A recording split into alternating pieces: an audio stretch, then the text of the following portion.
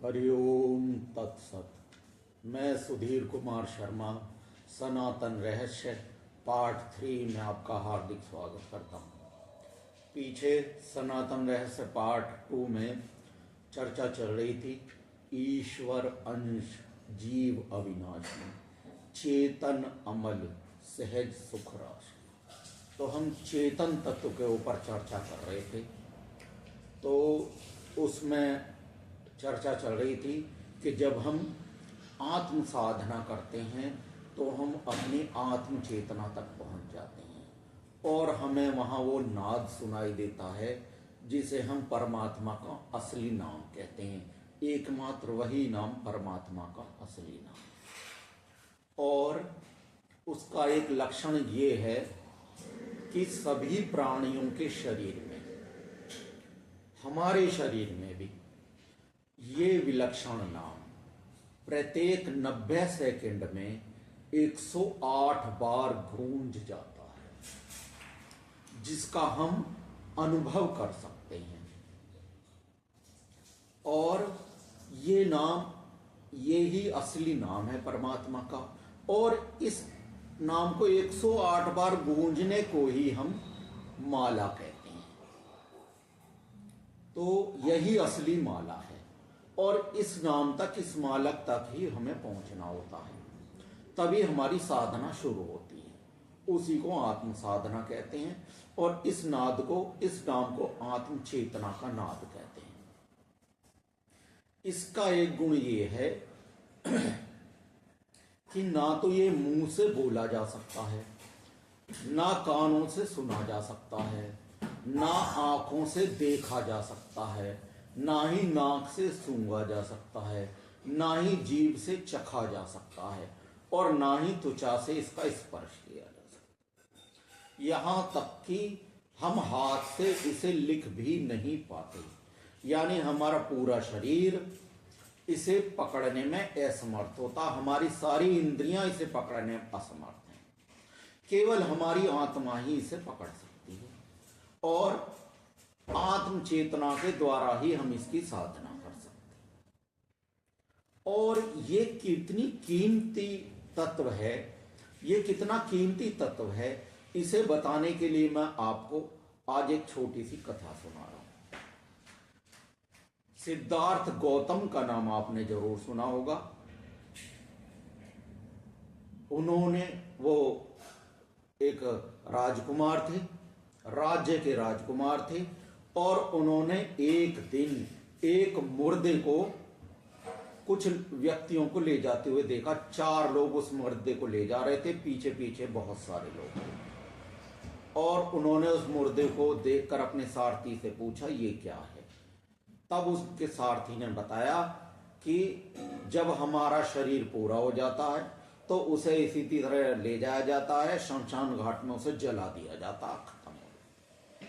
तो उन्होंने पूछा क्या मेरे साथ भी यही होगा? तो उन्होंने कहा हाँ, ये भी आपके साथ भी ये होगा, ये सबके साथ ही होता है। हमारा ये शरीर जन्म लेता है, फिर इसका बचपना होता है, फिर इसकी जवानी होती है, फिर इसका बुढ़ापा होता है और इसकी मृत्यु हो जाती है। और तब मृत्यु के बाद इसे जला दिया जाता है या दबा दिया जाता है।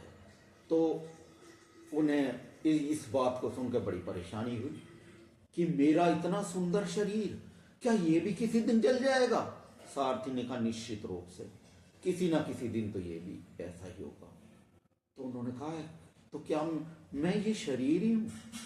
और उन्हें बेचैनी हो गई और उन्हें इस बात को सुनकर इतनी बेचैनी हो गई कि वो कई दिन तक सोए नहीं, ना ढंग से खा पाए, ना ढंग से पी पाए, ना ढंग से सो पाए। और एक दिन उन्होंने निश्चय कर लिया मैं इस सत्य को जानकर रहूंगा कि मैं कौन हूं, कहां हूं, कैसा हूं, क्यों हूं, आखिर इस शरीर को पाने का उद्देश्य क्या है। क्या यही है कि बस हमने जन्म लिया, हमने बचपना में खेले, जवानी में आनंद लिया, फिर बुढ़ापे के कष्ट भोगे और उसके बाद मर गए और हमें जला दिया गया? क्या इसी के लिए हम पैदा हुए हैं? तो मुझे ये सत्य जरूर जानना है। और एक दिन एक रात उन्होंने अपना राजपाट,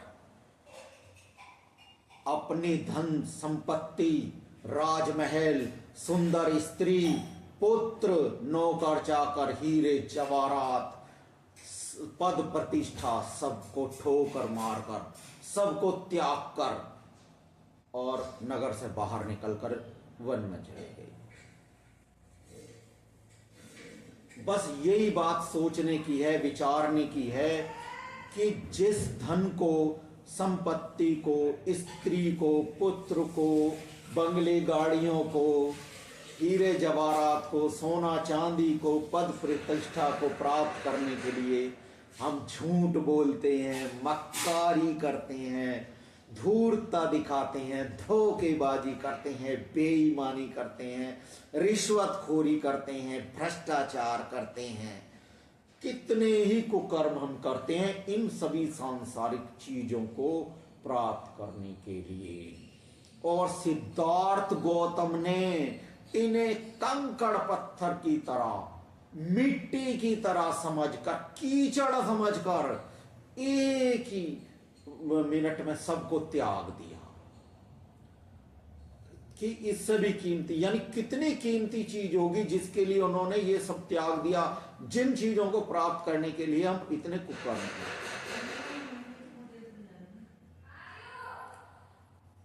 और वो 6 वर्ष तक जंगलों में, गांवों में भटकते रहे। उन्होंने बहुत मूर्ति पूजाएं की, उन्होंने बहुत तांत्रिक क्रियाएं की, बहुत अघोरी क्रियाएं की, बहुत सिद्धियां प्राप्त करने की कोशिश की, लेकिन उन्हें ऐसा कुछ भी प्राप्त नहीं हुआ।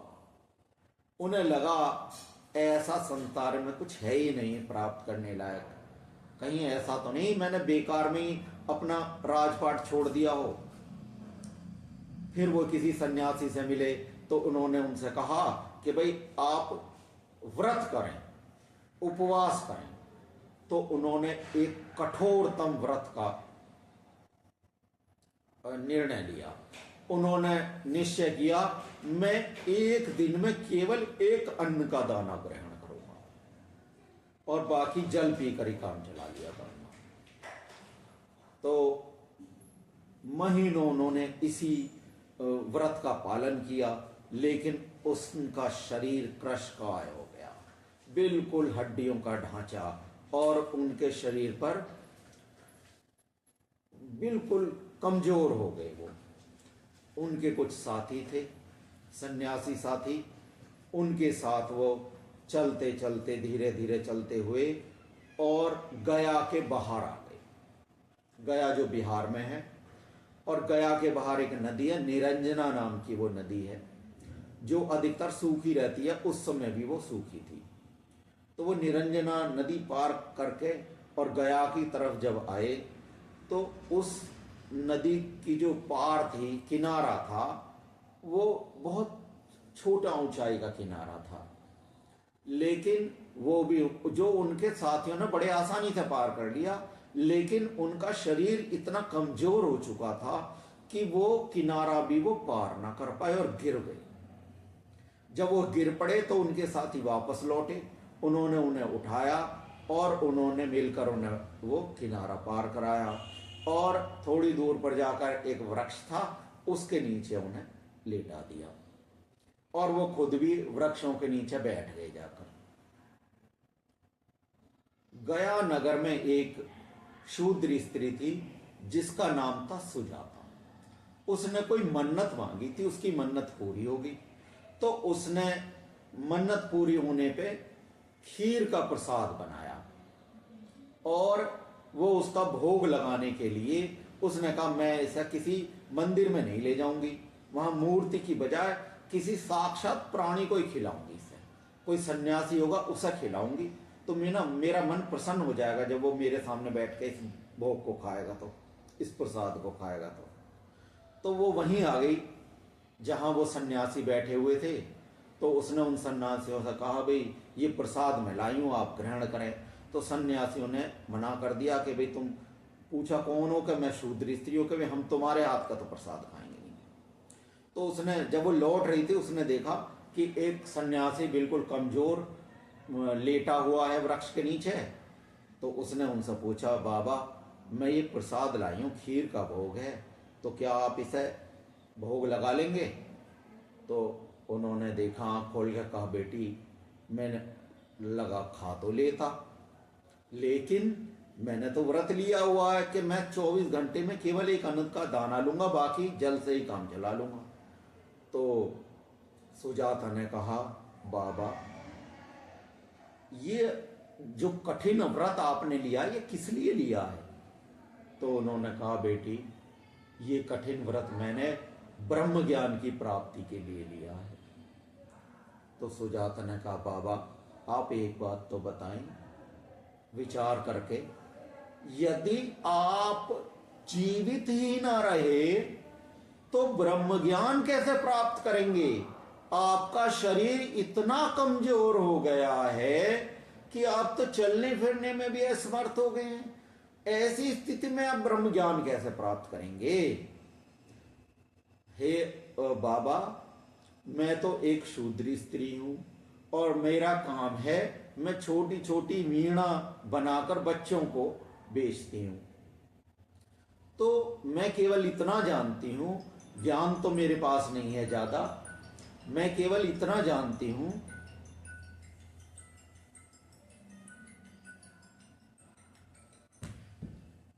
मुझे केवल इतना ज्ञान है कि वीणा के तारों को इतना मत कसो कि वो टूट जाएं, और वीणा के तारों को इतना ढीला भी मत छोड़ो कि वो बजे ही ना। अतः आप अपने शरीर को इतना ज्यादा मत खाओ कि आपको नींद आ जाए और आप तप ही ना कर सकें, और इतना भूखा भी मत रखो कि आपका ध्यान ही ना लगे तप में। तो सहारा लेके वो बैठ गए कि इस शूद्र स्त्री ने, सुजाता ने कितनी गहरी बात कही है। उन्होंने कहा, बेटी मैं ये भोग जरूर लगाऊंगा। और उन्होंने सुजाता के सामने बैठकर ही वो खीर खाई, और उस खीर को खाकर उनका मन बहुत प्रसन्न हुआ, और उस खीर को खिलाकर सुजाता का मन बहुत प्रसन्न हुआ। यही दान है कि जिसे देने वाले को भी प्रसन्नता हो और जिसे स्वीकार करने वाले को भी बहुत प्रसन्नता हो। यानी दान जो देना चाहिए सुपात्र को देना चाहिए, जिसे उसकी आवश्यकता हो। जो भूखा हो उसे भोजन दो, जो प्यासा हो उसे पानी दो, जो बीमार हो उसे स्वास्थ्य सेवाएं दो, जो कम पढ़ा लिखा हो उसे शिक्षाएं दो। यही असली दान है। तो उसे पाकर दोनों बहुत खुश हुए। लेकिन जब उन्होंने सुजाता की दी हुई खीर खाई तो उनके जो सन्यासी साथी थे वो क्रोधित हो गए। उन्होंने कहा, अरे ये जो सन्यासी है भ्रष्ट हो गया है, इसने शूद्र स्त्री के हाथ का भोजन ग्रहण करके ये भ्रष्ट हो गया है, अब हम इसके साथ नहीं रहेंगे, हम इसे त्याग देंगे। और वो उसी समय वहां से उठकर चले गए, और वो सिद्धार्थ गौतम अकेले रह गए। सुजाता भी चली गई प्रसन्न मन से। अब वो सहारा लेके, वृक्ष का सहारा लेके बैठे हुए थे। आज उन्हें बहुत समय बाद उन्होंने भरपेट भोजन किया था, और ध्यान करना तो वो जानते थे। और आज उनके मन में आया वही बात बार बार कि मैं 6 साल से भटक रहा हूं, मुझे कुछ भी प्राप्ति नहीं। जिस परमात्मा की प्राप्ति के लिए मैं भटक रहा था, मुझे लगता है इस संसार में ऐसा कुछ है ही नहीं, बेकार में ही मैंने सब कुछ करा। और वो ध्यान में बैठ गए, कहीं कुछ नहीं है, दुनियादारी सब बेकार है, इस दुनिया में ऐसी कोई चीज है ही नहीं। और जैसे ही उन्होंने ये बात सोची और ध्यान करा। जैसे ही उनके मन में ये निश्चय भावना निश्चय हुई कि बाहर कुछ है ही नहीं संसार में, और वो ध्यान में जैसे गए तुरंत वो अपने अंदर उतर गए। ध्यान उन्हें उनके अंदर ले गया। पहली बार उन्होंने अपने अंदर झांका। आज तक जो वो पूजा पाठ कर रहे थे, जो मूर्ति पूजाएं कर रहे थे, जो हवन यज्ञ कर रहे थे, जो कवच आरती चालीसाएं पढ़ रहे थे, जो अघोरी क्रियाएं कर रहे थे, जो तांत्रिक क्रियाएं कर रहे थे, जो सिद्धियों के लिए क्रियाएं कर रहे थे, वो सब बाहर की क्रियाएं थीं। और आज जीवन में उन्होंने पहली बार वो क्रिया करी जो वो अपने अंदर पहुंच गए। और जैसे ही अंदर पहुंच गए उन्होंने वो अद्भुत अनुभव किया। वो ही उन्हें सनातन का अनुभव हो गया। अपनी चेतना तक पहुंच गए सीधा। और जब और गहराई से देखा तो उनकी समाधि अवस्था लग गई उसी समय, और कई घंटे तक उसी अवस्था में वो बैठे रहे। और जब उनकी समाधि अवस्था खुली, उनका मन प्रसन्न हो गया और बहुत जोर से वो हंसे। अरे, जिस चीज को प्राप्त करने के लिए मैं 6 वर्ष तक बाहर भटकता रहा, वो अद्भुत, वो विलक्षण तत्व तो मेरे अंदर ही था और मैं उसे बाहर ढूंढता रहा। ओ हो, आज मुझे बोध प्राप्त हो गया। बोध मतलब आज मुझे ज्ञान प्राप्त हो गया, और यानी आज मैं बुद्ध हो गया हूं। बस अब और किसी पूजा पाठ की क्रिया की जरूरत नहीं है। ये अपने आप में यही साधना परिपूर्ण है। इसके अलावा आज के बाद मैं कोई साधना नहीं करूंगा। और वो खड़े हो गए। बहुत मन प्रसन्न था उनका। पैर जमीन पर नहीं पड़ते थे, लगता था जैसे मैं उड़ रहा हूं। और उन्होंने सोचा, अरे, मेरे वो साथी जिन्होंने मेरे दुख दर्द में मेरे साथ रहे, मेरी सेवा करी, मेरा साथ दिया, जब मेरे पास कुछ नहीं था वो मेरे साथ थे। आज मुझे इतना बड़ा खजाना अपने अंदर प्राप्त हो गया है, इतना बड़ा सुख प्राप्त हुआ, इतना बड़ा बोध, इतना बड़ा ज्ञान मुझे प्राप्त हो गया है कि मैं बुद्ध हो गया, और मेरे साथी मुझे छोड़ के चले गए। अब मुझे उन्हें खोज करनी है उनकी, और ये तत्व उन्हें भी देना है, ये ज्ञान उन्हें भी देना, ये बोध उन्हें भी, क्योंकि ये भी वो भी इसी की खोज में भटक रहे हैं, लेकिन बाहर भटक रहे हैं, अपने अंदर नहीं देखा उन्होंने। और वो उन्हें ढूंढते ढूंढते गया से चल दिए, गांव गांव भिक्षाटन करते हुए, और वो पूछते रहे, भाई मेरे ऐसे कुछ साधु साथी हैं, क्या आपने उन्हें देखा? तो गांव वालों ने बताया, हाँ, वो परसों हमारे यहाँ थे, कल हमारे यहाँ थे, 4 दिन पहले हमारे यहाँ थे, 5 दिन पहले हमारे यहाँ थे। तो उन्हें ढूंढते ढूंढते सिद्धार्थ गौतम चलते रहे, और वो उन्होंने जाके अपने साधु साथियों को पकड़ा। सारनाथ में जाकर, गया से चले सारनाथ में जाके वो उन्हें मिले। उन्होंने देखा दूर एक टीले पर सारे बैठे हुए हैं और अपना भजन पूजा कर रहे हैं। तो वो उनकी तरफ बढ़े तो उन्होंने देखा, साधुओं ने, अरे ये भ्रष्ट सन्यासी हमारे पास आ रहा है, हम इससे बात भी नहीं करेंगे। और तो सिद्धार्थ गौतम वहां पहुंचे उनके पास, और उन्होंने उनके पास खड़े होकर उद्घोष किया, अलख निरंजन। अलख निरंजन का मतलब क्या है? बहुत से साधु सन्यासी अलख निरंजन का मतलब ये समझते हैं कि हमारे अंदर ब्रह्म जागृत हो, लेकिन वो अर्थ गलत है। ब्रह्म तो हमारे अंदर जागृत है ही, इसीलिए हम जीवित हैं। अगर ब्रह्म जागृत ना होता तो हम जीवित ना होते। तो ब्रह्म तो जागृत है, लेकिन अलख निरंजन का मतलब है उस विवेक को अपने अंदर जागृत करो जो हमें उस निराकार निरंजन तक पहुंचाए। तो अलख निरंजन का ये मतलब है। और जैसे ही उन्होंने आंखें खोल के सिद्धार्थ गौतम की तरफ देखा, और जैसे ही उनकी नजरों से नजरें टकराई, सारे के सारे उठे अपने घुटनों पे बैठ गए और अपने सर उनके चरणों में रख दिए। अनायास।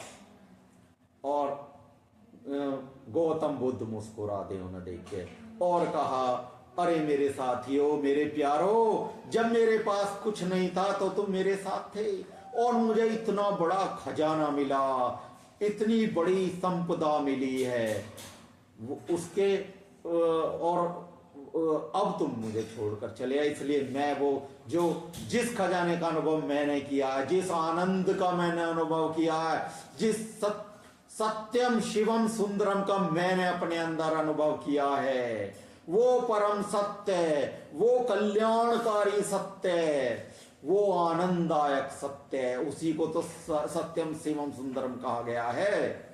तो वो अब मैं तुम्हें दे सकता हूं, जिसे हम बाहर ढूंढ रहे थे वो हमारे अंदर ही है, वो हमें हमारे अंदर ही मिलेगा।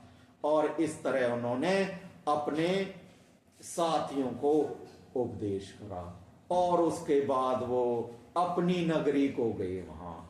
और नगरी के बाहर जब वो पहुंचे तो उनके पिता उनसे मिलने के लिए आए और उन्होंने उनसे कहा कि गौतम, मैं आज भी तुझे क्षमा कर देता हूं, तुम मुझसे क्षमा मांग ले, मैं तेरा आज ही राज तिलक कर दूंगा। तो सिद्धार्थ गौतम ने कहा, हे पिता, जो गया था वो कोई और था, जो आया है वो कोई और है।